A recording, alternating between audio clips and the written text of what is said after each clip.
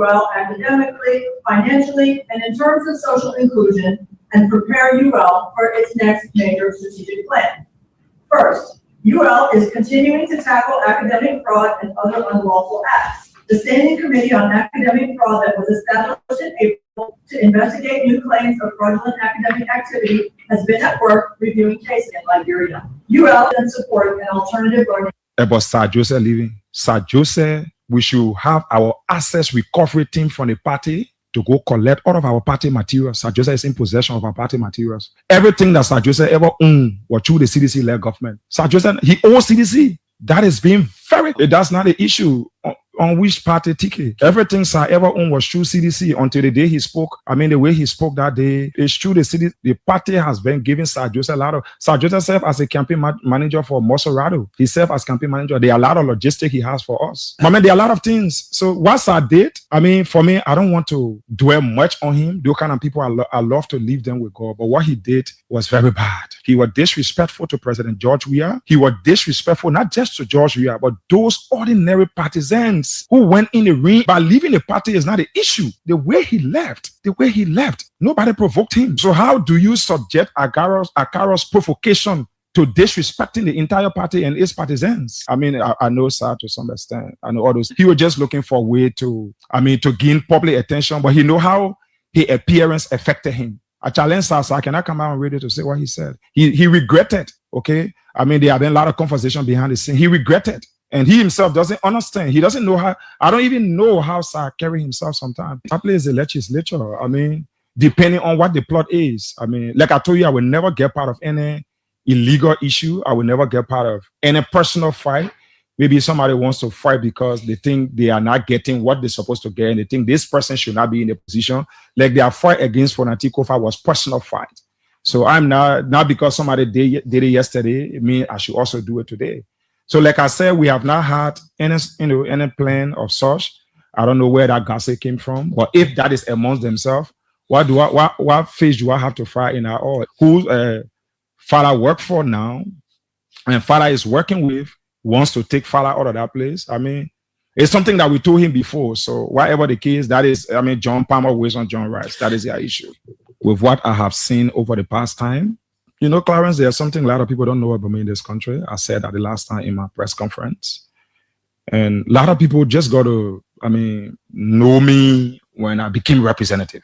The program here developed today is called the Community-Based Organization Program. Basically, what it means is that those who live in the various communities are going to be responsible for the upkeep of their roads. So if your road, that pothole or the drainage is clogged, it will be a responsibility as community dwellers to make sure that that road is feasible. But in order to do that, there are a lot of things required. You need some tools, those who will be supervising the project to make sure that you are doing what you say you will do, you know, all of that. And we just think from our side that whatever we can do to help make that work easier, we are always willing. We hope that we're able to meet our targets as set out in the plan for road maintenance. Right before I do the turning over, it's important to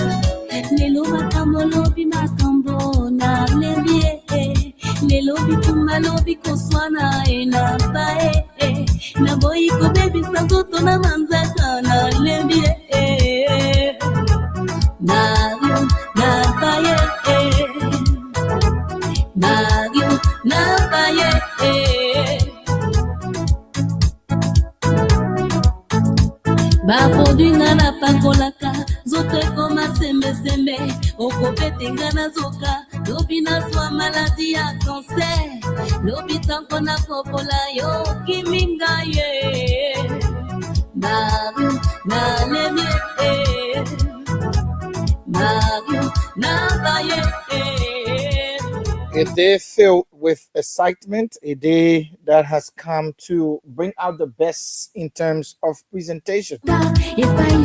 Radio is what informs, educates, and do the magic when you are not physically present.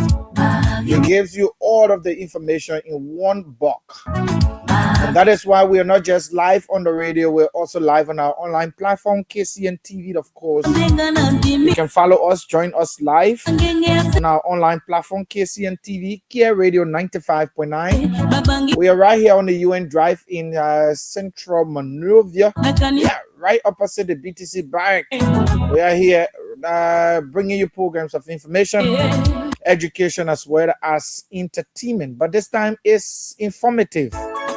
It is the time to inform you. Welcome to the program Inside Liberia on Kear Radio 95.9. And of course, we are grateful to be here. And this program comes your way every weekday, Monday to Friday. And of course, I'm your humble presenter. My name is Morris Desmond Brown. And I'm here in your company until later on 5:55.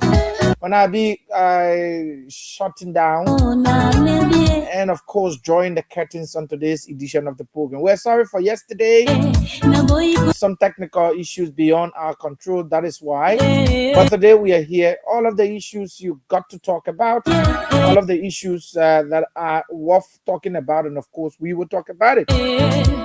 So yes, is a double presentation. It's going to be a presentation of yesterday and for today as well. So yes, we're going to do double presentation. Yesterday presentation is going to go into today's presentation. So it promises to be fascinating, mouth-watering, and very intriguing. You don't want to miss it. If you're in district number 1 in Maserado up to district 17, I want to say thanks so kindly for joining us. And our online viewers, please share the video. I see a lot of people coming on. Continue to share. We'll read your comments. Leave your comments on our live feed. We'll read them out for you. That is why we are here. So today is the end of June. June has shown us so much greatness. There have been some basic rainfall. There have been some sunshine as well. Yeah, so yes, we have June that have treated us so well. Yeah, some people will say, yeah, the rainfall was more than the sunshine. Yes, because we're in the rainy season and you don't expect too much sunshine in where you are. But however, we're grateful for the little sun that shines in June. We're welcoming July on tomorrow. We ask that you join us like other people around the world. Yeah, it's great to be here. And what a great time it is. And of course, this is Inside Liberia. My name is Morris Desmond Brown. And of course, we'd love to welcome you to this presentation. You know, it's always good to be here. Always good. Let me recognize some of our online viewers quickly. Siliki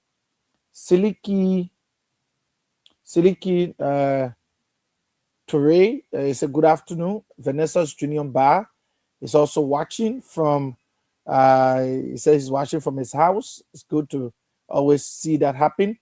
Jacob Moi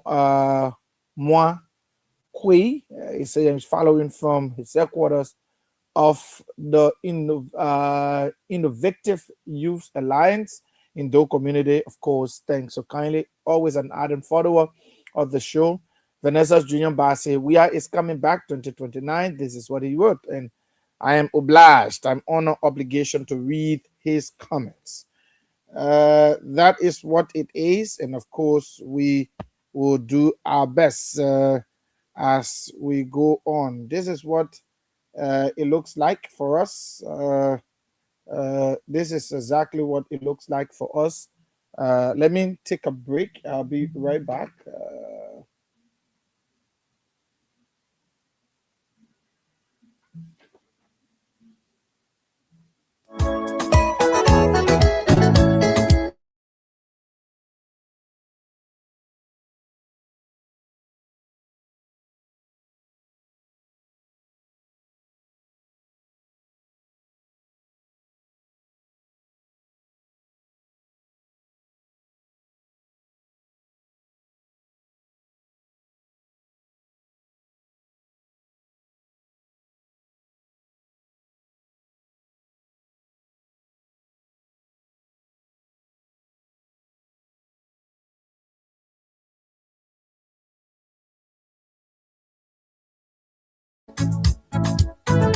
So sorry for that. So sorry. Welcome back. Welcome back to the program. Sorry.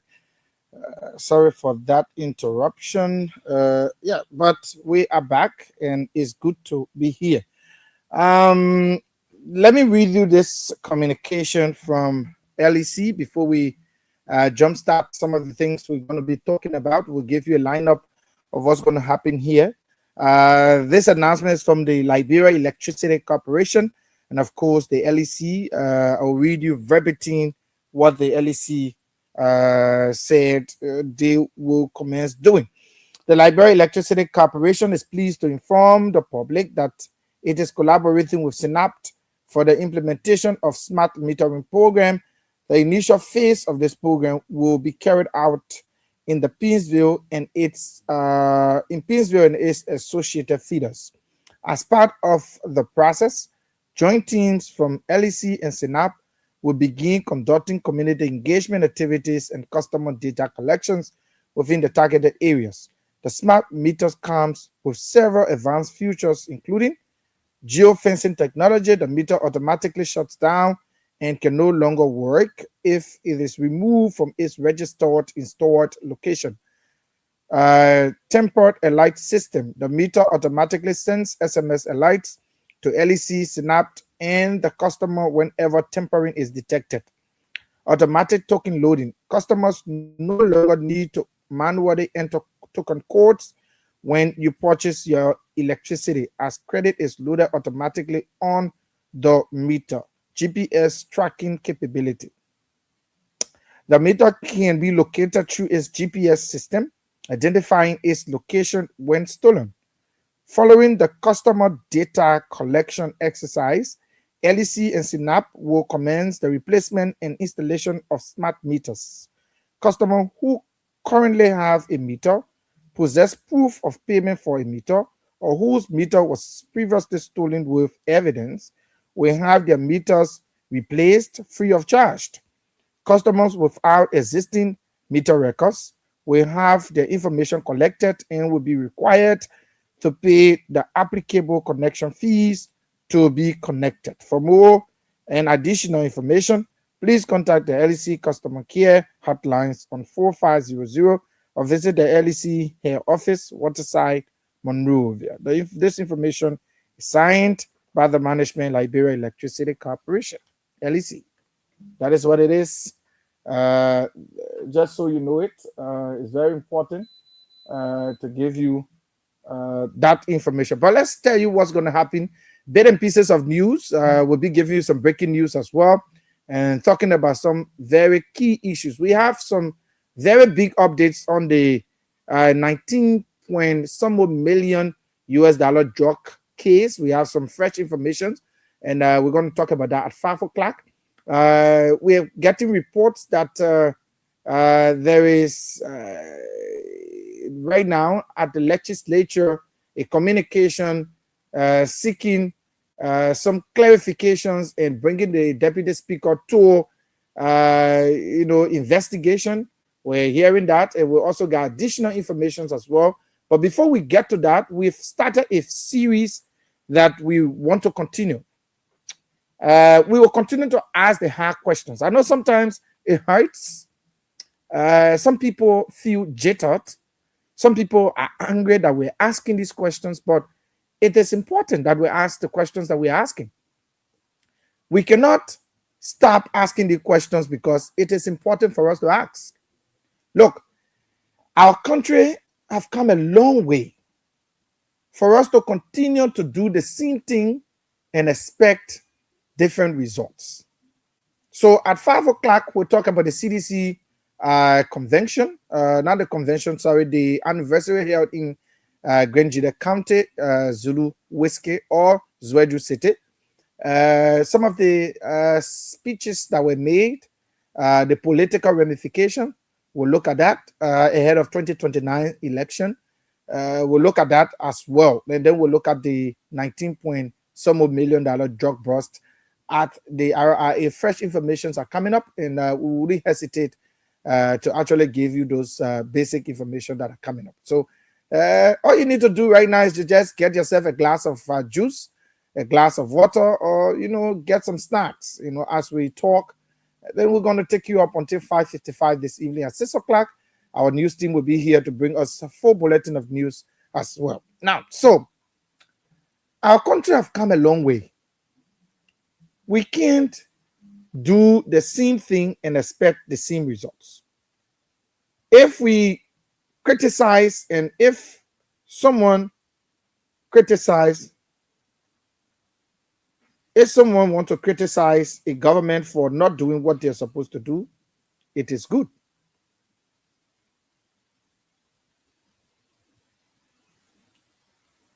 So we had the people, the city parking, right? Now, I will give you a little historicity about that city parking. It was not initially a government thing. A Ghanaian guy was actually operating that particular city parking. And when Jefferson Koji became mayor during the CDC administration, he decided that government was being deprived of several millions of Liberian dollars. And the best he could do was to put that division under the city government, which he successfully did. He took the city parking, opened a particular division, and the government was heading that division. What I can state here for the record is that I don't know how the money was being used at that time. But I know government was the one generating the funds, paying the guys or the parking attendants, those who are on the streets, trying to give tickets to the cars, that will be parked on the streets and all of that. Until the CDC administration faded, we had the Unity Party administration coming in. Mayor John Siafa was appointed mayor of the city of Monrovia and the city government. Today, there are several things that are happening in the city. The same very thing they have criticized that was wrong in their sight. Those things were very wrong. They shouldn't have been done and all of that. They are effectuating the same old thing that they criticize. Today, there are streets in Monrovia that I can name that are filthy and dirty, and they have no solution whatsoever to change the look of those streets. One of the dirtiest streets you can find in Monrovia is Buchanan Street. Very dirty, and especially coming down, towards from Buchanan Street coming down, when you cross Kear Street, coming down towards Benson and Buchanan Street intersection. That place is filthy. I don't know why they got all those less fortunate or Zogo guys there saying they're watching cars, they're doing this, they're doing that, they're selling all kinds of things. They're selling opinion, they're selling. It's even possible that they may be selling drugs there.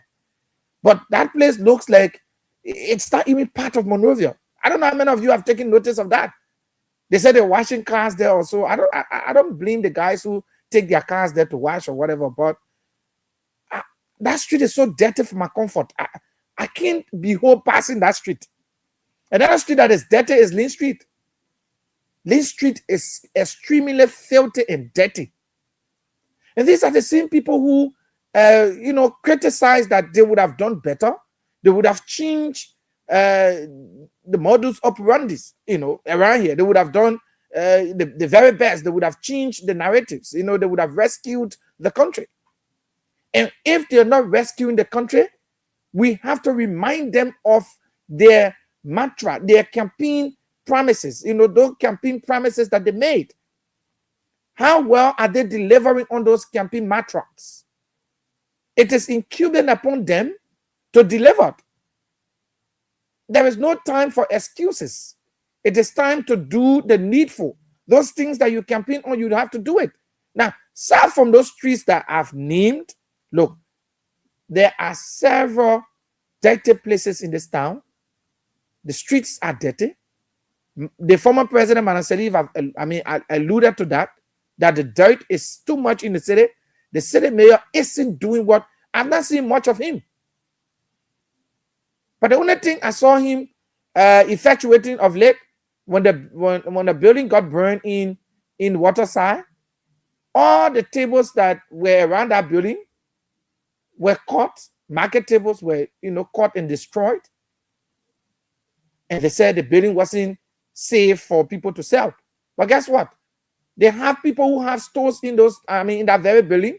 They open their stores and they're selling in the building. But people around the building are being asked to move. So the people who are selling around and the people who in the building, who are the people that are actually in harm's way? So if no selling at all. So these are things you cannot criticize and say you will do the right thing when you come, and you aren't making the move. You aren't doing what you're supposed to do. It is pathetic. Very, very pathetic. Now, that is not even my argument. So the city parking generates around $185,000 Liberian dollars on the daily basis. 185,000. These guys collect that money every day on the streets. When cars are parked, they go there, issue tickets, and they get money almost on all of the streets in Monrovia. And when you look at the daily intake, they collect around 185,000 Liberian dollars on a daily basis. Government was benefiting that money, 185,000 times 5. If you do the math, for those of you who are mathematically inclined, you will have a figure around $1.3 million. $1.3 million is being generated for the government to help some operational costs of the government. Mayor John Saffa said to himself that it was not a good thing for the government to continue to collect that money, on the stewardship of the government. What he did, he decided by himself, without no bidding process, without no consultation, the city government got city council. Without the city council approval, without NMPPCC regulation, the public financial laws, he decided by himself to award that particular division or that contract of collecting 185,000 Liberian dollars every day from the streets to his sister's company, Princess Parking, Towing, and Dealership. That is the name of the company. Princess Parking, Towing, and Dealership. Princess Car Parking, Towing, and Dealership. That is the name of the company. That's why you see the guys today that are giving the tickets to the cars that are parked. They are wearing the t-shirt bearing the name Princess Parking. That company is owned and operated by the sister of Mayor John Saffa. If this is not nepotistic, if this is not nepotism to the highest degree and a conflict of interest, then I don't know what it is. Today, no political party, no politician in this country, since we raised this debate, no one is taking on. I saw the other day one of United Party's strong person in person of Queen Johnson raised the same issue, that they cannot come to power and people do these things and they don't talk. That she have gotten information and it is true, she have done her own background investigation, that of course Mayor John Saffa single-handedly took the company, the contract from the government that he worked for, took it and gave it to his sister company. A division at the Monrovia City Corporation is entirely paralyzed, dysfunctional, dismembered, when his sister collect thousands of Liberian dollars. Who knows what they are doing with the money? Nobody knows what they are doing with the money. They collect 185,000 Liberian dollars on a daily basis, and nobody knows what they are doing with the money. From Monday to Friday, they collect 1.3 million Liberian dollars. Do you know what 1.3 million Liberian dollars is in this struggling economy? But a family of a brother and a sister decide to use government money at will. No PPCC regulation. No bid was announced. Which company won the bid?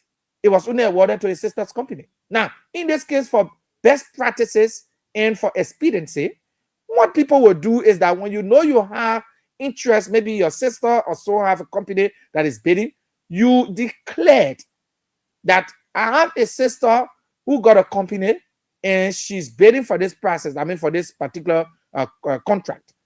I am recusing myself. If I'm anywhere around it, it will seem that I'm being biased. So I'm going to recuse myself and let the others, do the vetting. In this case, Mayor John Siafa single-handedly, because no bid records, we challenge the city government to release the bid records of the companies that bidded for this particular contract, that they are collecting $185,000 Liberian dollars on behalf of government, and we don't know what they are doing with the money. A whole department at the Monrovia City Corporation, the MCC, is being dismembered, is being disbanded, is being ostracized, and nobody there is doing anything. But the guys there, Mayor Siafa and his team feel so comfortable. And you don't want us to ask these hard questions? Look, if this thing is not a concern to you, it's a concern to some of us who are journalists, who want this country to succeed, we want Liberia to go forward. One man cannot take government contracts and get awarded to his sister for no reason. This department was functional. He made this department functional. The guys that were working and collecting government money, reporting it. All of a sudden, he decided to single-handedly take the responsibility of government to give it to a private company that is owned and operated by his sister, a biological sister. This is so wrong. This is nepotism. This is nepotistic. It is conflict of interest. And you people are not standing up to it. Citizens must stand up to this thing. It is a menace. If we continue to allow this to pass like water under the bridge, our country will continue to retrogress. And we don't want a country that will be retrogressing. Mayor John Siafa, the mayor of the city of Monrovia, needs to explain to the Liberian people how this contract was awarded. How Princess Parking, Towing and Dealership won the contract. His sister's company. How did they win the contract? They're collecting the money today. Where are they putting the money? Every week they collect 1.3 million Liberian dollars. So if you check 1.3 million times 4, you will know it's going to be $4.8 million. I mean 5 point something million. Sorry.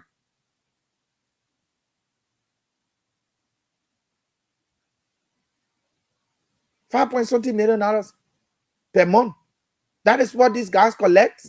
And Mayor John Siafa's sister is the one collecting the money now. Who knows what they are doing with the money? Then the people who are working and collecting this money, they barely take pay. I mean, and more ends today. Trust me, there's going to be around the 15th of July before they will get June pay. This is how they treat these guys that stand in the ring and collect the money. Will not stop talking. The same thing we did to traffic management. We allowed the whole transport ministry is now dysfunctional. It's just standing there as a bidding and got the name transport ministry, but it's doing nothing. We took transport ministry function and give it to a privately owned Lebanese company. Lebanese buggers come to steal, and then Lebanese crooks and rogues stealing our money in our country, giving us 30% and taking 70% of the money. They are doing no inspection whatsoever. The only inspection they're doing is for license plate and lesson. That's all. They got defective cars all in the streets. They don't care. Cars without license plate. I mean, without or headlights. Cars without, or tail lights. And none of that. They don't care. All they care about is the one that is giving them the fast money. Whether they're even giving government the 30% they're supposed to give, only the government only God can tell us, or the government. We are left at the mercy of thinking. Traffic management is a crooked company. The guys running it are crooked people, criminals who have come to steal from our country. And nobody sees anything wrong with it. All of you are silent. All of you are just tight-lipped. You believe that it's okay. But when our country is going down financially, we got a budget of $1 billion that we can achieve. Every year is budget shortfall. But how can we achieve a budget of $1 billion if we cannot even do sufficient home or domestic resource mobilization strategy is not even working? We cannot sufficiently generate resources here. We're begging every day. IMF got to give our money. World Bank got to give our money. And all of those things. But we got resources in this country. Go to Kinjal and see the amount of gold these people take out of the country every day. How many percent do they give back? 3% of the cake of gold they carry out of this country. They give out 3%. Go to Asalamita. They take tons of iron ore from this place. What do they give us? 3%. You all sit down and say, nothing is wrong. Everything is okay. We take our whole traffic division, our whole traffic management system, we give it to a Lebanese company. We're about to outsource the citizen ID card as well to a Hungarian company. We don't want to do anything on our own in this country. Foreigners are taking all of the jobs. The Ministry of Labor is there. Tufla Bulldog, just sit there. All of them there are just people who sit there and collect money they eat. They don't care. Kopakwa and his team, they don't even have the solution to getting jobs for Liberians. There is a law called the Liberianization policy. It is a policy that has been put into place. There are certain jobs in this country, only Liberians are supposed to do it. But guess what? They sell those jobs to foreigners and get the money. That's why when people graduating, I feel sorry for our brothers and sisters. Just recently, Cotton put up over 1,000 graduates. Where would they get jobs from? Some of them are jobless. They don't have jobs. When foreigners are occupying these jobs that our brothers and sisters graduating from university are supposed to be occupying.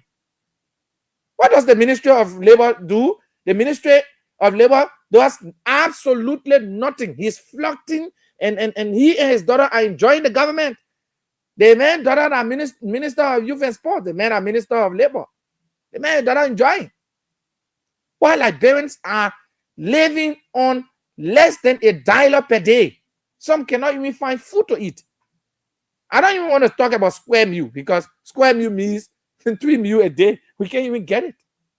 Where are you going to get square meal from? You say, what meal? Square? Get the first one first before you talk about square. And we think everything is okay. We got to be serious in this country. We really got to be serious. Labor Ministry, nothing.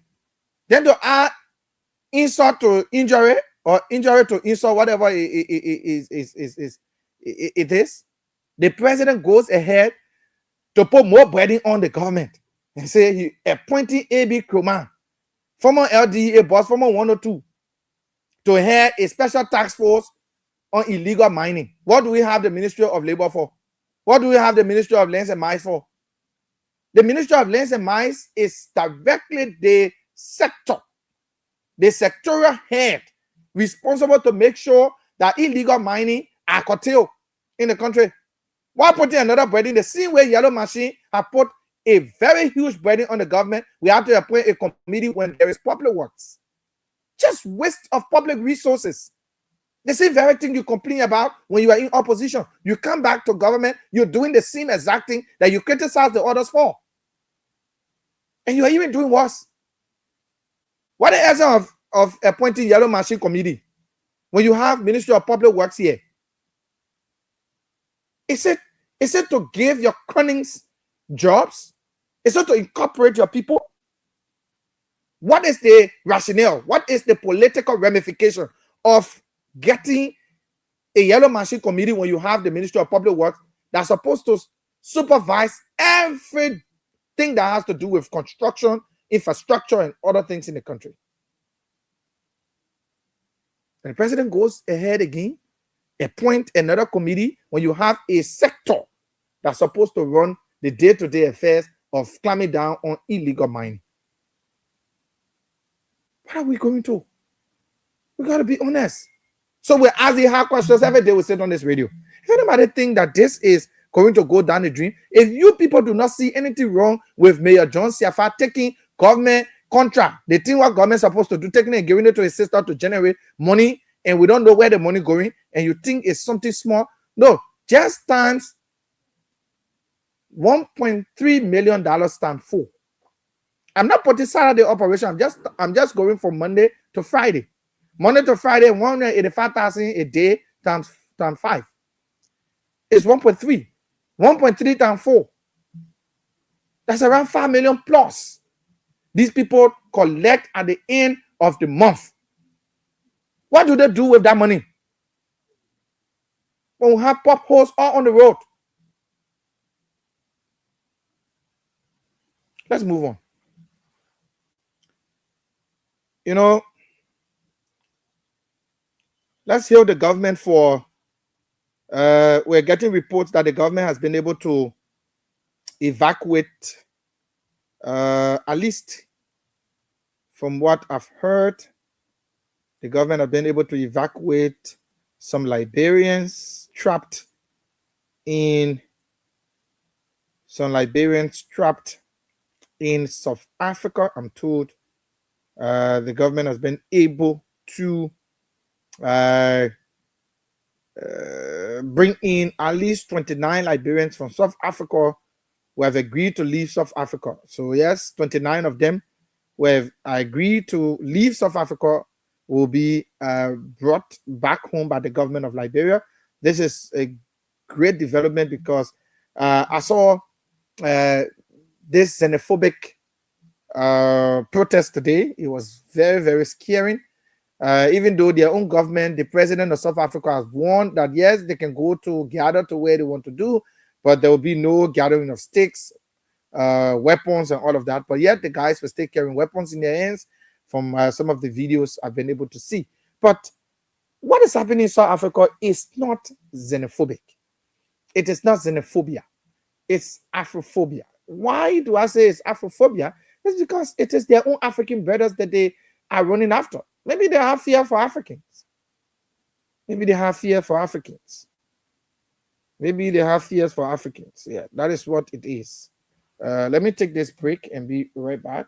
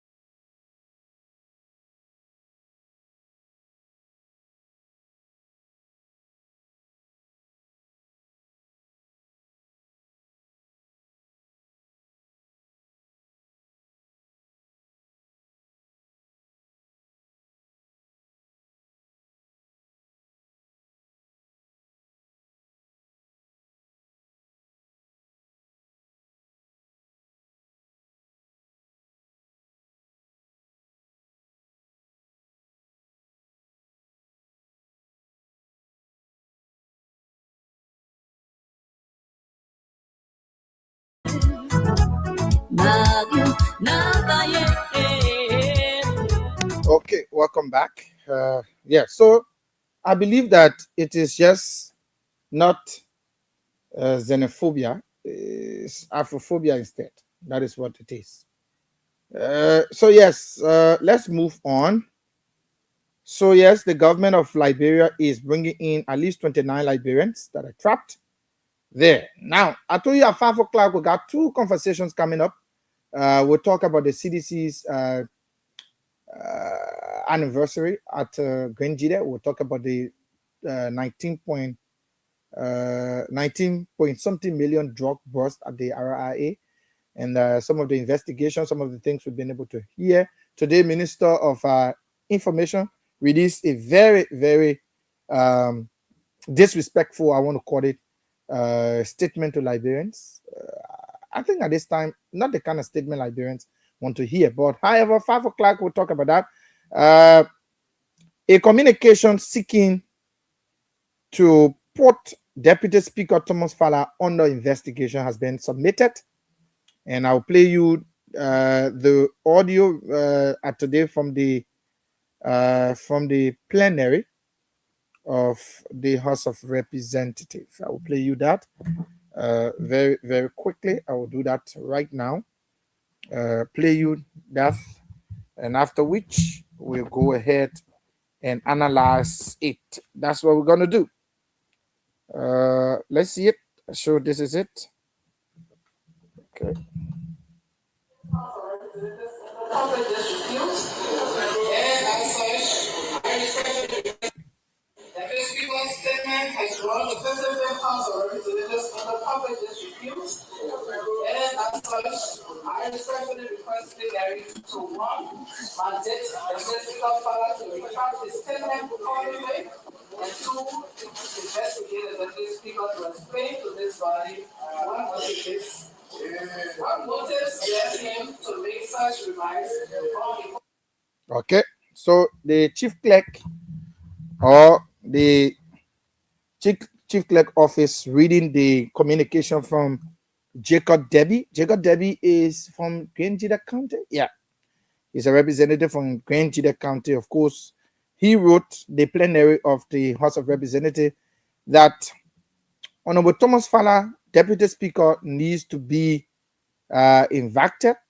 Ask. I have the agenda in my hands, and is at E a communication from Jacob C. Debbie, representative electoral Grangida County, requesting for retraction in investigation for public statement by Deputy Speaker Thomas Fowler against the Speaker Honorable Richard Nangbe-Kun. Now, let's dissect it quickly. Let me read you the statement that brought this entire problem to Deputy Speaker Thomas Fowler. Look, I think it was a few weeks ago or so, maybe a month or two, I told you the Deputy Speaker, there will be a fight at the legislature. The Deputy Speaker will be removed. I told you that. You know, normally when I give you these political predictions or I give you this political revelation, you have to take them seriously. I told you there will be a fight at the legislature, and the Deputy Speaker is being targeted because there are some Unity partisans, strong Unity Party people who believe that he isn't working in their line, and the Vice President feel threatened by Thomas Fowler's, you know, some of the very big Unity partisans are having issues with Thomas Fowler's closeness with the president. So this is bringing some very hard feelings show of that. Now, let me read you the statement that Deputy Speaker Thomas Fowler said or made on Spoon Talk. So Deputy Speaker Thomas Fowler said, and I quote verbatim, Richard Kun needs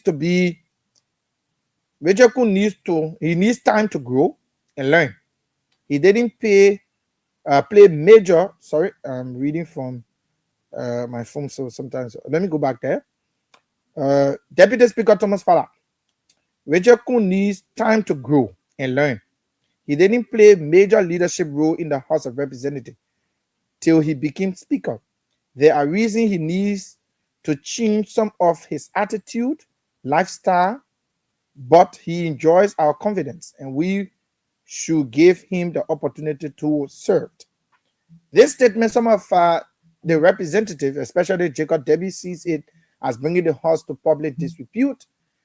You cannot go in the public and say the Speaker needs to learn and all of that. Your boss man needs to learn. It's like I'm saying, you know, like going in the public and bringing my boss to public disrepute or public ridicule.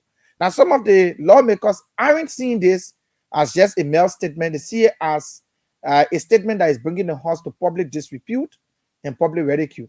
Now, the same way the House has been able to chastise some of its colleagues, remember, Honorable Yaka Koluba was expelled from the House of Representatives because of statement the House deemed inimical. The House said that statement was a breach of their rules. In fact, it brought the House to public disrepute and public ridicule. So they expelled him. Other lawmakers have been placed under investigation. They've been asked to retract their statement. They've been asked, they've been given some retributions and all of that. But here's what Thomas Fowler wrote a few minutes ago, and we'll just read it for you verbatim. Excuse me. This is what Thomas Fowler wrote.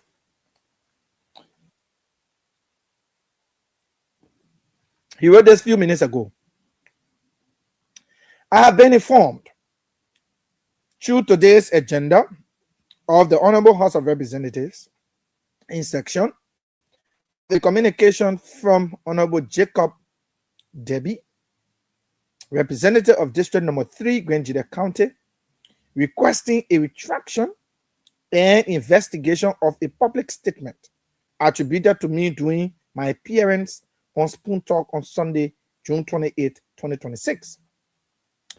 I wish to state clearly that my comment on Spoon Talk regarding my friend Speaker Rachel Nangbe-Kun were made in good faith and without any intent to mislead, malign, or undermine.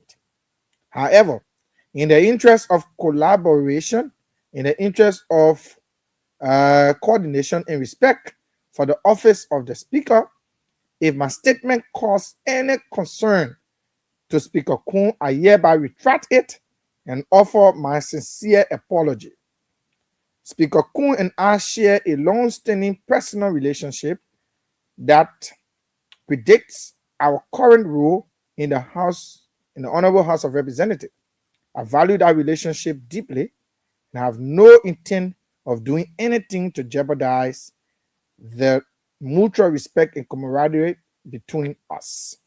This is what the Deputy Speaker wrote a few minutes ago, but the communication that was written by Jacob Debbie states clearly that he should retract. Now he have retracted on his Facebook page. His colleagues will be demanding that he go back on the scene spoon, as was done in Sheikh Kouyate's case.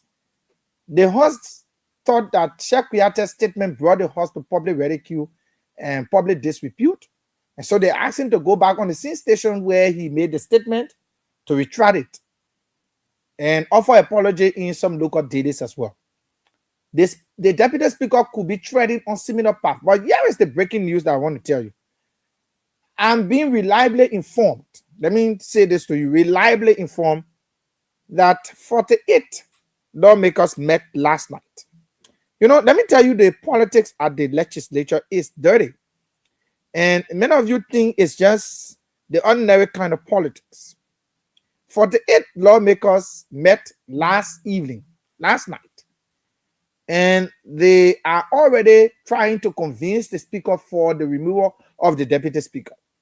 Now, let me tell you, in that meeting, they selected, for now, Sekou Kane, I think of electoral district number 2 or so, if I'm not mistaken. Masorado County electoral district number 2 representative Sekou Kane to replace Deputy Speaker. Now, I want you to mark these things I'm telling you. In the coming days, there will be a heated political deliberation at the House of Representatives. The Deputy Speaker could be finding his way out, because after these, now the leadership of the House have received the communication. They will write Thomas Fala officially, subject him to a committee, and after which the committee will report that because of what the Deputy Speaker did, he brought the House to public disrepute, blah, blah, blah, blah, blah. They want the Deputy Speaker to be removed. And as soon as that resolution hits the floor, that will be passed, and Thomas Fala will be he will be former Deputy Speaker. Now, the reason I'm giving you all these tips is because I have 100% confidence in the source that have provided this information to me. That the guys have already planned is just as it was done in the case of Yeke. Everything was done behind the scene. They went to the plenary, did exactly what they planned behind the scene, and that was it. And Yeke was out. So the same thing, they're not going to expel Thomas Fala. They're not going to remove him as Deputy Speaker. And that is the fight. Let me tell you what is happening. There is a huge fight with the Unity Party. Some of the big Unity Party guys, they believe that Thomas Fala isn't an original Unity Party person, and he doesn't want to join the Unity Party. He have established his NIMO. That NIMO is having close ties with the president. They believe his closeness with the president is creating some doubts around some of the very big Unity partisans who believe that, Thomas Fala could betray them. The fact that he betrayed the CDC, he could betray them any day. So they do not have explicit confidence. So they chose to pick a person they believe is a unity party person. The speaker is a unity party man. Sekou Kane is a unity party man, and that is how it's going to go. So that is what we are getting. But this deputy speaker will be subjected to investigation from what we are hearing. So that is it. Let's take course on some of the things that we have spoken about here on the first segment of the program inside Liberia on Kear Radio 95.9. And so you listen to all of the things that we've talked about, all of the talking points on the first segment. We now open the lines on 0777 959 959, 0777 959 959, 0881 871670 are the numbers you can call to be a part of the program inside Liberia on Kear Radio 95.9. So let's run to the lines and take calls now. This person is first on the line. Let's hear you. Good evening. How you doing? Good evening. Patient, let's hear you.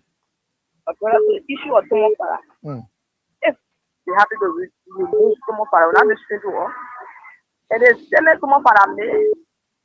For me, I see a back. But on the other side, that Tomopara brought Richard Kundo power. So maybe they could not be comfortable for Richard Kundo be saying the affair or a horse. There be some things Richard Kundo doing and not satisfying the people. So what Tomopara take the airway. But on the other side, that Tomopara brought Richard Kundo. They said I couldn't want that. They said I couldn't want that. But that horse is becoming a normal routine now when you saw the car happen. But I Tomopara bring Richard Kundo. Okay. They said I Richard Kundo wanted they no longer feel the confidence or being with over. So that one, that John Palmer one, John Red, and so forth, and you know, party people. I've made on Nimbo and you know, the party people. Okay. Thank you.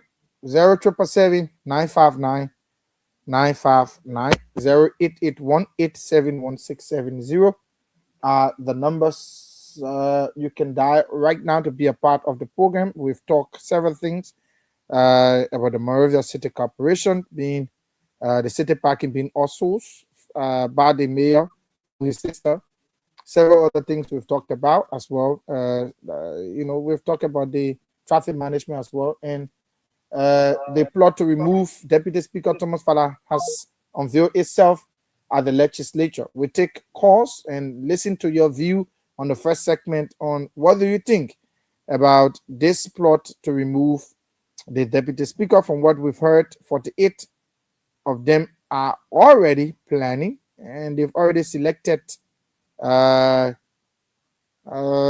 Kane of District Number 2 as a possible replacer or possible replacement for Deputy Speaker Thomas Fala. Let's take calls. 0777 959 959, 0777 959 959, 0881 871670 are the numbers you can dial to be a part of the program. For those of you on WhatsApp, it's +231 777 959 959. Luke GT Taiwan say I'm watching you from Red Light from his business center. Thanks so kindly from Red Light, and thanks for joining us as well. We take your calls on this first segment. Second segment, we'll look at the some of the information coming out from the drug bust, and we'll look at the CDC anniversary that was held in Grangeda County. Some of the statements that were made there. We'll look at the political ramifications as well. So yes, let's take your calls on the first segment on some of the issues that we've talked about. But Thomas Fala has retracted his statement. Whether his colleagues will agree with it or they will say go back to spoon talk and retract that particular statement, we're yet to see that happen, as the leadership of the House have taken seize of the matter. So again, it's important. Let's talk about that. Mohammed Donzo is on the line. Let's take more calls. Yeah. 777 959 959. Good evening. Good evening, Mr. Brown. Good evening. Yeah. Good evening to the listeners. Yes. Well, Mr. Brown, yeah. My name is Donzo Fana Jr. I call Fana Jr. Mr. Brown, I want to appreciate you the evening by, really deliberating to the Liberian people, telling the Liberian people the truth, But the city parking lot, that's what we talk about these people, the Union Party guys. Say, you guys, you know about leadership. How will you come in power, the government function agency? You take it, go a private agent.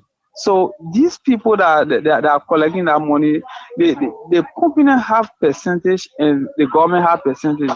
But when we're in the government in the hand, the government have the entire percentage. But how will you take a private give it a company? These guys, we told these guys, you guys leadership. And when Koji put this things in place, it was okay. The government was making funds to do some things that person we are doing around here, being roads, being paths, being minis, stadium and West Point, Cloud Town, these are money that these agencies or ministry that generated like people fund. And I want to disagree with saying that you said in elaboration that you don't know how the money was spent. The money was spent through those infrastructure that you see around here. So Mr. Brown, I disagree with you on that, But the government is doing bad with the Liberian people. Mr. Bwaka and his lieutenant came to lose this country. These guys know that 2029 they will not succeed. So they are doing all things that will exploit from the Liberian people, to be frank. But now the entire country, the heart in this country, really, Mr. Brown, we are hustling, we're complaining, and those that are hustling, what do we do? What do we say? We are doing our late turning around, we still complaining, and those are doing nothing in the city, those are in the slum, what do we say? So now Mr. Bwaka and his people, they came to lose our country, and we gotta come together, have opposition to take this people from power and make better Liberia. Thank you. Okay, thank you so kindly. 0777 959 959. We're still taking calls on the first segment of the program, and we're taking calls on 0777 959 959, 0881 871 670. The numbers you can call to be a part of the program inside Liberia on Kear Radio 95.9. Hello? Yeah, let's hear you. Please walk away from the noise. Yes, sir. I'm trying to make my way out. Is it okay now? You need to dress back a little bit. Yeah, so I feel okay. Yeah, let's go. Let's hear you. So I'm Thomas calling from West Point. So what happened at City Hall is that OK stuff. The thing that happened to Transport Ministry is the thing that happened to City Hall. So the government know what they are doing. So nobody should say they don't know what they are doing. You can't tell where government's going to get a full package or full benefit. They is slashing government revenue by 10 or by 2. It doesn't work. It doesn't make sense. We thought our people came to rescue us, but we are not getting the rescue. We're still running. Honestly, nobody can justify that stuff. I said it all. You can't justify it. A transport ministry taking this one, giving it to a private firm. Do you know the revenue division into that? If you want to prioritize your police and your family getting the money, it's no problem. Say it to us, then we know. We're not employing you. But our own resources taking it, dishing it out, and go get it, and we're not getting it. It's not fair. And we're not getting services from the government as we expected. So that will take on it. Okay, thank you. Thank you, sir. Let's take more calls. My CC is on the line. Let's hear you. Yes, ma. Yes, my CC. Let's hear you. Welcome. Me say hi to you. Yeah, thank you, my son. No, this is my CC on the line. There's no who fall out. What are the rescue, my son? Desmond, like you were asking. What are the rescue that can rescue us? They were choking our people. Killing people in Liberia. But the kind of power that will rescue us today. What are the rescue today? What happening? You taking job from Liberia, giving it power now. What are the rescue? We are sleeping in the street. No room for us. You see that you're talking about, oh, I'm not getting job. You see a video that's tweeting on social media. That's what I said here. To see on Lele naked and you break it down over and said that we will break the house over you. You see that information about drugs. So there, you naked people the girl came to the country. When I get a deal that ball drugs. What is it to rescue us? We are rescuing okay us. About Waka, you see the rescue us, you can okay us. You take your job on the bed doing no power. Let's say the party did today and get somebody who will save us. They tell the mayor, and you think you can save us. Let's do all this more. Atap. Okay. 077-959-959. You can have your say too on some of the issues. We'll take a few more calls and then we'll go to the second and final lap of the program. And the second and final lap will talk about the CDC anniversary that was held in Grenjide. I saw lots of opposition people there. I saw opposition leaders. I saw people there trying to sympathize or empathize with the CDC. We'll talk about some of the things that are there and what they can do ahead of 2029. We'll give our perspective on some of the issues that we know happening in the CDC. Of course, we'll talk that, and then we'll give you some information on the drug issue on the second and final segment. But we take a few more calls on the first segment on this matter about Thomas Fallas removal and other issues. The city government, city mayor has single-handedly ended the collection of money from the streets, from the city parking to his sister, who owns a private company. She's the one now generating the money. Where is the money going? We don't know. Only God can tell us, of course. So that is what it is. 077-959-959. That's why we're asking our questions, and that is why I challenged all of you. If you sit and decide not to talk, that these things are happening and you decide not to talk, it's up to you. Our country will continue to remain where it is. But we, as journalists, will continue to let you know that these things are happening. If you do not find interest in it, well, it's up to you. But we know that these things, once they continue to happen, we will continue to suffer. Only a few individuals will continue to enjoy. And the country resources should not be shared in a manner and fashion in a nepotistic form, a form where Liberians will be deprived, other Liberians will be deprived. A few families who live, at the expense of government will benefit from government's revenue, while other people, suffer. And then at the end of the day, the entire thing about government continue to plummet. Let's take more calls. 077-959-959. Let's hear you. Yeah, I'm Reggie Toba in a journey from Mount Barclay community. Okay. Let's hear you, Mr. Toba. My concern has to do with the transport and LTMR issue. Go ahead. Like transport ministry have been controlling the transport and vehicle registration activities in the country for the past time. But then now LTMR have already taken over that. And then we're also hearing that the National Identification Registry also coming to take over again as another, for foreign company. Then we also hearing again that the city parking lot have been turned over to another private entity. I don't know where Liberia heading. This board then came to power with a lot of promises, but then unfortunately now some of those things they said, we are not hearing anything. We are not seeing no changes. What they said, things will be better. We'll see some changes. We experience some things that will be some improvement. So the broader message, and we are CDC were able to leave power because the message they brought. So they have come over and are seeing no changes. Even you go to that LTMI office, you see police car with men driving it. I went for my car document that last time I experienced all of this. See white men driving police vehicle. It was very, very much surprising to me.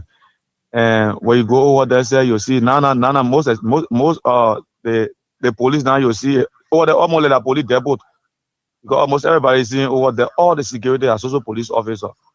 Then one of the things again that really stressing people now, the ticketing department, most especially of that LTMR. Any officer now you see on the road, on the traffic, his main concern, not to regulate the traffic, not to do anything about issuing tickets, because each time they talk about the ticket, they tell you say, when we issue the ticket, we can get percentage. So their percentage is the main reason that they are really issuing ticket. They don't have consent to even say, educate, because sometimes you're going traffic violation, there should be advised, because of the reason here, it's supposed to be that there's supposed to be that. But since they're not looking at that, but next time be careful. But just come out, even you move inside, mistaking them when you go in with your car, open that ticket. Any mistake you make, that ticket, even you talking to them, They don't want to listen to you. Their main concern on the street are ticketing issue. And it really causing problem because sometimes too, you ask the person for the driver lesson and they refuse because they know that when they give it to you, you issue ticket. So when they refuse, then they tend to violate on the street. Next thing I told you, coming, me now give me violate. You know, follow the traffic, the traffic rule, you know, follow the instruction of the officer. So we really pray, that the government FY high and work on some other things, but these are things that are embarrassing or seriously. Thank you. Okay. Thank you so kindly for being a part. We now run to the final lap of the program, and of course, the CDC's anniversary in Meditation Month, according to them. That's how they called it. Several seditions gathered in Gwenjide, and I saw a very, very big momentum there. A lot of seditions were there. People believe that they had to celebrate. Now, what I can say is that it was a good program. It was a very great one. A great program for thanks to Jefferson Perry Weir, my partner on the show. He's following from Boys Town. Thanks so kindly. Thanks so kindly, my brother. So you see, to defeat the Unity Party did the same. And some of the very people who are in opposition today were with the Unity Party. They dined and wined with the Unity Party when the CDC administration was in power. They led protests. They led different kinds of statements, soliciting money to give to lobbyists in the United States to lobby against the government for sanction on several officials of the CDC administration. These very people. Today, the CDC is trying to find a way to get in bed with the very same people. Well, I don't know whether it is called opposition solidarity, that the very people who lobby for sanction, the very people who saw you as nothing, they believe that you didn't have the capacity, you didn't have the agility, you didn't have what it takes to lead the country. They fought you. You are not there today. The same very people are now forming a collaboration for you, or they want a collaboration for a united opposition. Well, only a united opposition removes a sitting government, and that we saw from the Unity Party and its alliance. Those people fought the CDC administration from day one of inauguration. They did not rest. The moment former President Weir was announced president, he was declared president after the inauguration, the fight started. The opposition pressured the government from every angle until they formed a coalition. CPP came into being. That CPP had branches everywhere at the legislature. Abraham Darius DeLong and the rest of the team, they had a particular group of senators who believed that nothing of the CDC should pass. All of these things we saw during the Unity Party administration or during the Unity Party stay in opposition, we will not see those things from the CDC. The CDC is some way, somehow acting as if they stay in power. They are not acting as an opposition. They stay acting like they're in power. No pressure. The current administration is having free ride. No pressure whatsoever, with the exception of few seditionists who believe that the like of Edmond Kear, Sisi, the rest of the other people, Patient, and the rest of them who always call on radio to pressure the government. The big people in the party are silent. Look, the CDC got a leadership problem that they need to fix. I'm going to say this. If seditionists don't agree with me, fine. The like of Mohammed Donzo and others. If you don't believe, you don't agree with me, fine. But there is a big leadership deficit in the biggest opposition political party in the country. The CDC got a leadership deficit. There is leadership defect that will hamper the opposition. If that leadership deficit isn't talked about, isn't resolved, there will be an issue. Now, whether the opposition likes it or not, it is a united opposition that can remove the unity party from power. If not a united opposition, it makes it difficult. Now, what makes it difficult is that the current unity party got the state resources under their control.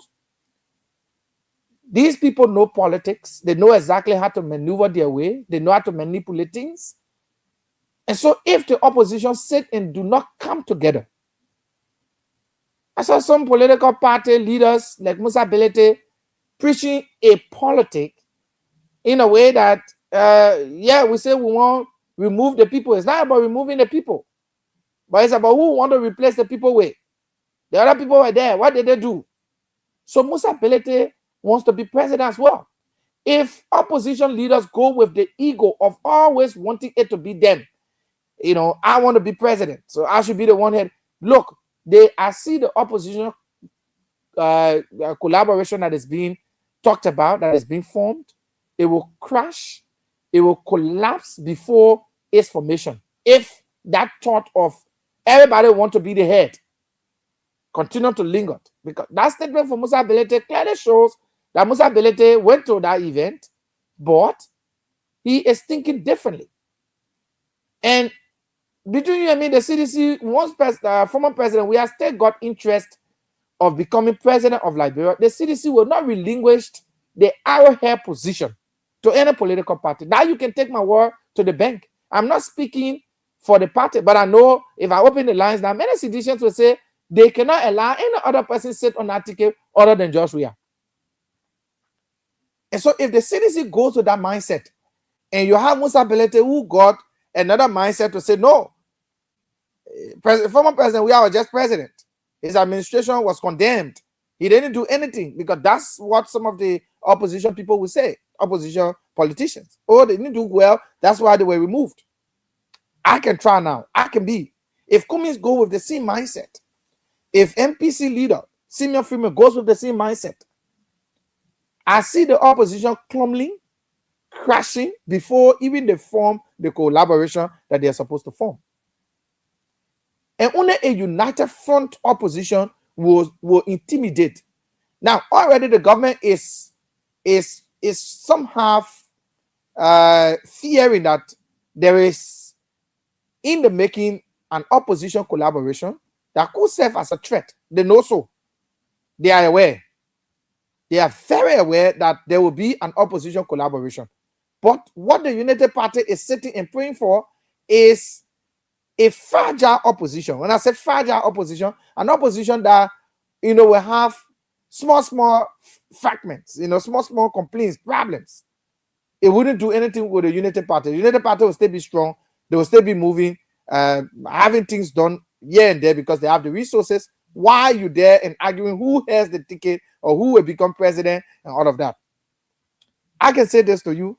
If I open the lines now, Sedition will tell you, if President Weah still got interest of becoming president, they cannot relinquish that presidential slot to any political party or any collaboration. President Weah got to hear the ticket. Former President Weah got to hear the ticket, while other people will come, in the back. Musa Belete isn't backing down of becoming president of Liberia too as well. He wants to be president at all costs. Now, I heard Cummings' statement that, because of what is happening in the country, he see that there should be a united opposition. And at this point in time, he can even be a cowboy on the car. He doesn't care. That statement is a deep reflection that he wants to be selfless. Cummings have always maintained that he wouldn't be vice running mate to anybody. Of recent, he went to Sky FM. He confirmed that he wouldn't be vice running mate to any person. But listening to him in Granjide, it kind of brought down the ego a little bit to say, okay, I don't want to be president at all costs. This time around, for the good of the country, I could even be the cowboy, meaning I could be the vice standard bearer of the coalition, whatever that will be formed. And maybe it could be my easier way to the presidency. He could have that thought. He could also say, no, I have my money, I have international connection. I want to be president too. Former president, we have high his chance. He became president. So we too want to be president. Now, if all these factors that I've listed become a factor to listen to, I believe that the opposition forming a collaboration will crash even before they form it. But there should be a mindset. There should be an arrowhead. But the CDC got to fix the leadership deficit they have in their party first. The current leadership at the party, especially the chairman position, isn't the kind of person the CDC needs. Look, I've seen the CDC from 2005. I've seen the kind of CDC I know always got a very, very hot, very persistent, very much articulate, and a militant style leadership that they've had, especially for the chairman position. The current chairman is cold. Yeah, he's very educated, but I think he doesn't fit in as the chairman of the major opposition political party. He's cold. His strategies are cold. Many citizens got problem with the current chairman. They want a hot person. And some of them recommending Magay come to the party as the chairman. I'm hearing that November there will be a big petitioning program all over the country for Nathaniel Magay to become chairman of the party. That's what I'm hearing. If that happens, the CDC will now have a strong leadership at the chairmanship position. Governing resources and getting other political parties now become the issue, and making sure that they have a united opposition. But the program generally in Zweju was peaceful. It was good. Congratulations to the CDC for 20 some more years of existence. They've been very consistent in their politicking. They've been a very consistent political party. However, we are hoping that the egos that we're talking about doesn't suffice. If it does, of course, the opposition, united opposition that they're seeking for will collapse even before they decide. Now, let's move on to the drug issue. You know, Honorable Darius DeLon spoke, and I'll play you something he said. Just bear with me. I want you to listen to this. I'll play carefully for you to listen. And it's actually for us to talk about the 19 million drug issue. And this is one of the things that's going to drop the morale of the Unity Party. They're actually joking with this. They're playing with it. They aren't taking it seriously. And they think, look, when you pass in every community now, this 19 point some more $1 million drug that was seized at the RRA has become the talk of the town. Even the kids in the community know about the drug issue. So it will be a shame if the Unity Party isn't putting in time to settle this thing. It has been almost a month. The investigation is still continuing. Nothing has been said. And listen to what Senator Darius DeLon had to say about this at plenary today. Or reason to believe that something is spending. We've got some initial briefings. Senators from the current administration, senators from opposition, all form part of the Defense Committee of the Senate. We have a closed-door classified security meeting with the Joint Security. Since almost 2 weeks ago, not one leakage of that meeting has been made public. I needed to make this premise to say that this Senate is mature and responsible enough to know what to say out there, what to withhold until the appropriate time. Especially regarding this issue, which is very grave. Since 2 weeks ago, we decided that the security people should be adopted.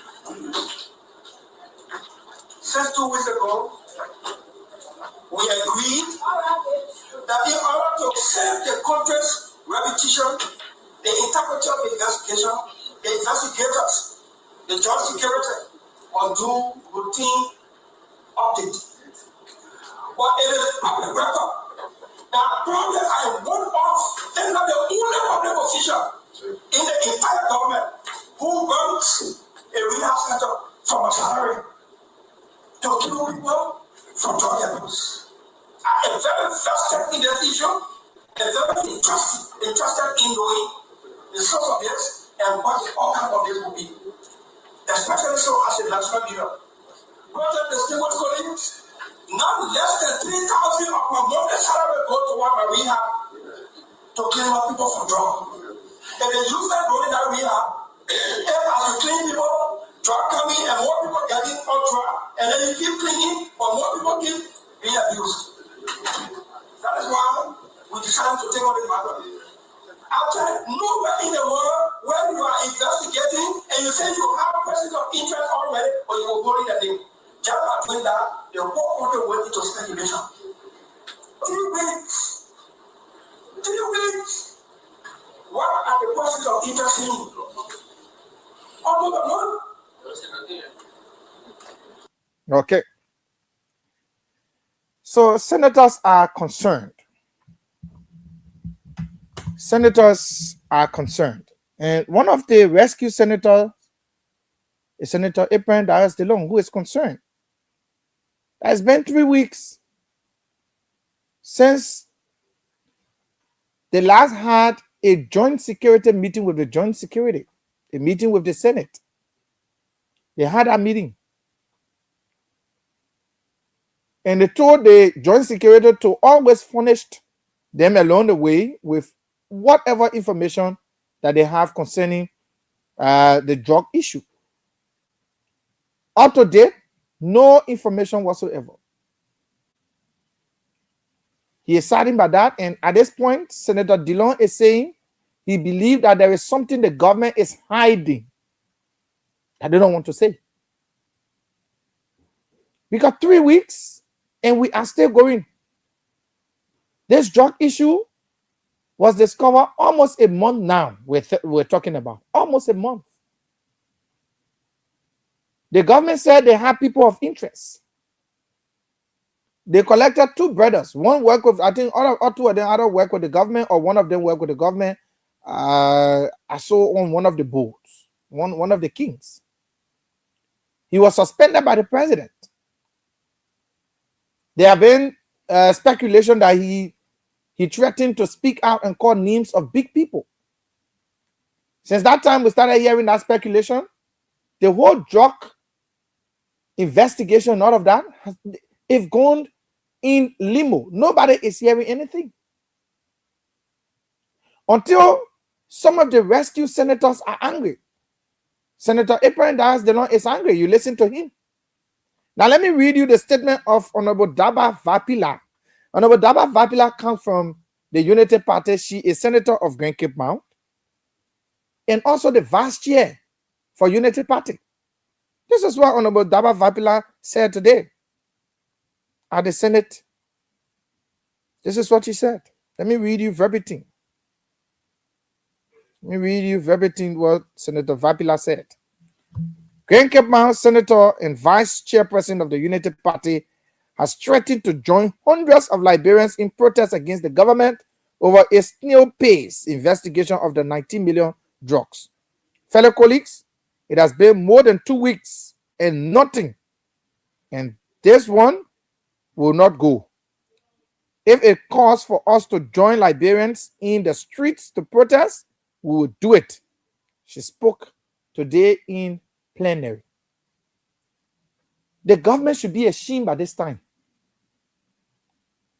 That 19 million drug walk in the court of darkness. You got people of interest. You are investigating them. What are they saying to investigators? What are the issues? Nobody is getting any information. In fact, the entire investigation now have gone in total silence. The Minister of Information addressed a press conference today. You know what he said? He said Liberians should tell the government what they know about the drug business. Minister of Information telling Liberians that they should be the one now, the Mokan or they get name or government official, what they know in the, something in the job business, they should talk. They should call the name of those people. Are you kidding me? This should not be coming from the Minister of Information. The Minister of Information is supposed to be telling us, look, we have investigated. These are the initial investigation and the reports we have. Telling Liberians that they should be the one telling you, giving the names of government officials that they know part of the drug business. I think it should not be coming from the Minister of Information. And I've said this repeatedly. If the Unity Party isn't careful, this will be the moment. This 19-point-some million US dollar drug bust at the RRA is going to cost the government a significant damage. Institutional damage, reputational damage is going to cause a lot for the Unity Party administration. Because even their own people now are tired that the government cannot come up to say anything about the drug business. It's just what it is. You collected 2 kings who probably are associated with the government. They have threatened to call names of people who they know are part of this. Since we started hearing the threatening of these things or names of people being called, we start seeing the investigation being very slow. Up to date, the government isn't giving comprehensive. Now, the government should be calling a press conference and say, these people of interest we have, these are the names, we have investigated some of them, and these are the things they're saying, these are the other names that they have called. But absolutely nothing. Let me tell you now, Liberia, cargoes from Liberia has been banned in several countries now. Let me just tell you today. I saw a news, international news, that one airline has banned cargo from Liberia for entering in several other countries. And we think it's a good sign for the country. No, it's not. It's not a good sign. It's not a good sign at all. But because we take everything in this country for granted. We take everything in this country for granted. 19-point-some million dollars. Then I see the LDA in live video. A woman is naked in her house, and they are breaking down the house for maybe $50 Liberian drug, or $100 Liberian, or even $250 Liberian drugs, or $250 US drug. When we have a 19-point-some million drug that was discovered, somebody say yes, the drug was to my house. I mean, somebody called me and told me say that lapa and I know wetting and dry fish or what that they were carrying I know where. So he told me to package it. I mean to ship it. Somebody confessed to that and say yes. Somebody called me and told me, who is that person that called him? Let him make the name available. If all these names are called, let them be dealt with. We can be shooting and hiding people and going after people. So look, I take seriously every issue of drug abuse in this country, and I feel sorry for the victims. I feel sorry for those that are taking in the drug. I feel for them. I empathize with them. But the real people we are supposed to deal with in this country, we are not dealing with them. The importers, the people bringing in the drug, are the ones who we are supposed to deal with. But as it is, I think it's a whole cartel that involves big hands, that involves people of caliber, that involves people of authority, people who got absolute authority in the country, some of them are involved from what I'm observing and I'm noticing. Because if with the kind of sophistication we have of our security sector, the US government has spent several millions of US dollars training our security people, giving them intelligence. And most of the things can be intelligent from the US government in our security counterparts. So we get all the information, still we let these things to slide. We don't do anything. We're going to almost a month. No investigation. The investigation, just no here and there. It's just going here and there. Until today, 3 senators have agreed to write the Senate and for the Senate to endorse an independent probe into the drug business. And forget about the security investigation they're doing. Because what they're doing, nobody knows what they're doing now. So Senator Snow, Senator Amara Kone, and Senator April and Darius Dillon, they've all agreed that there should be an independent investigation, independent panel to investigate the drug. Because as it is, I think nobody is getting the hair and tail of what this investigation is going and where it's going and what's going to happen. I think that is what is happening. If the senators from the ruling establishment are having issues, then mean it is grave. That's why Senator Dillon said at this point, I think he thinks that the government is adding something. And then for the information minister to come out to say, Liberians should be the one telling them, the government official, that they know part of the job in it. You know, government official and a part, you come to the public, you tell. But you get a chance to investigate. How many chances do the government want to investigate this 19.something million? How long? Will take the entire year? Now, the United Party should know that this thing will cause them very serious reputational damage if they are not careful. It will cause them reputational damage. That is something they need to look into. So that is it. I'll leave it for you, the ordinary people. 2 key things we've talked about, the CDC and the opposition and all of that. Then we talk about the drug issue, and then we can open the lines and hear your thoughts. 0777 959 959. They say chicken soup and lapa. Thanks, Honorable Manager of Bejiba. Somebody confess and say, me. The man told me say that chicken soup and lapa you are shaping. Who the man told you this? Who the man asked that you shape these goods or this particular goods out of the country? We should be finding ways to find a solution and catching the culprits. I feel sorry for those who are taking the drugs, but the people who are importing it are the real problem in this country, and we're not looking at that. And so this is it. This is what it is. Let's take your calls now on the line. 0777 959 959. 0777 959 959. 0881871670 are the numbers you can dial to be a part of the program inside Liberia on the last and final lap of the program. We look at the opposition solidarity. Told you Musa Bellete's statement at the CDC's program was somehow a statement that could indicate that he probably, yes, won an opposition, but he wants to head the opposition ticket. And I've said to you that if I open the lines, they can open the lines now. Sedition would never agree if former President Weah still got interest of becoming president. They can never give that presidential slot to anybody other than former President Weah. So that opposition thing will clumble if there is some level of egotistic thinking that somebody believe that I want to head the ticket, I must be the one heading the ticket. It will cause problem. Let's take calls now. 0777 959 959 0881871670. Let's hear you. Hello.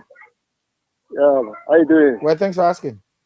Yeah, but I'm Paul Dowell, calling from Rehab Community, District number 2. Let's hear you.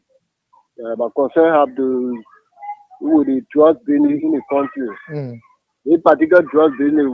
Some of us will never go on the street before since we were born, but this will be the first time for us to go on the street because the drug is spoiling our children.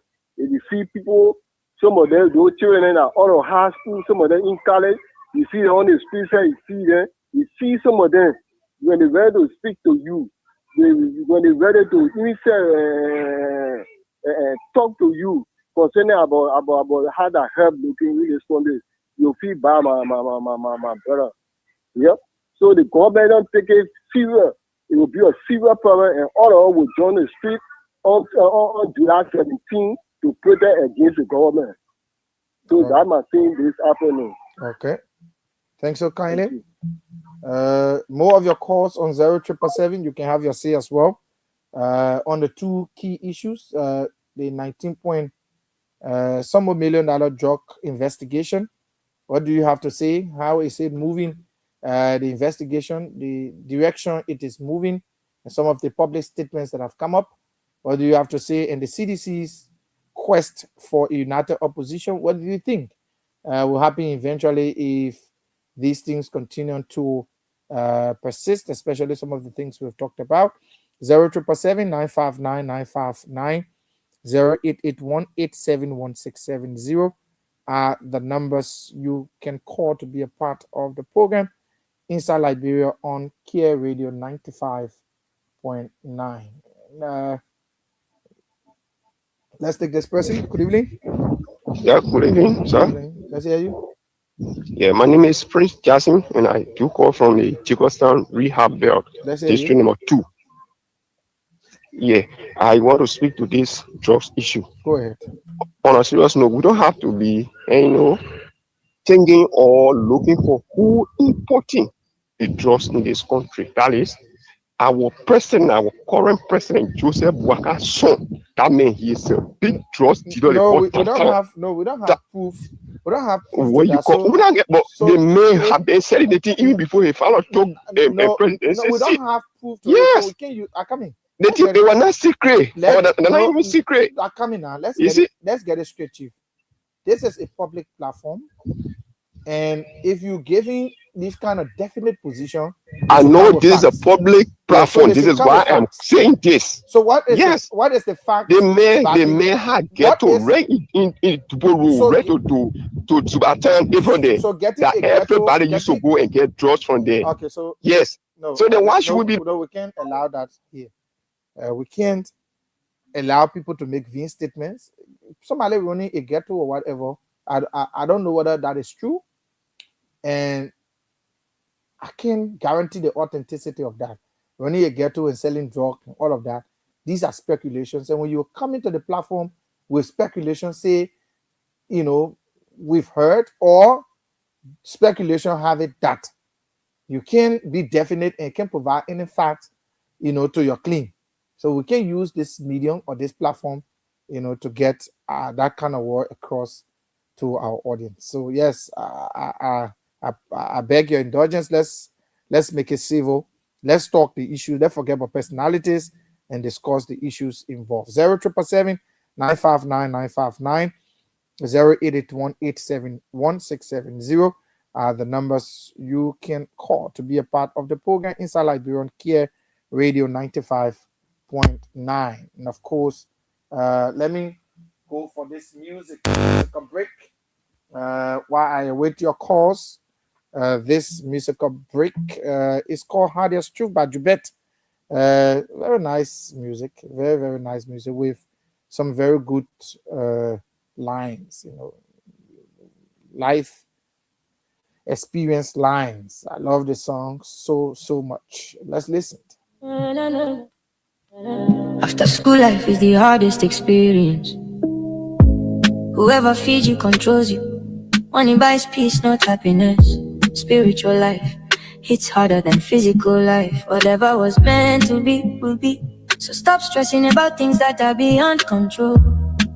Being everywhere gets you nowhere. Our parents also try not to be poor. Big money never comes clean and clean. Money never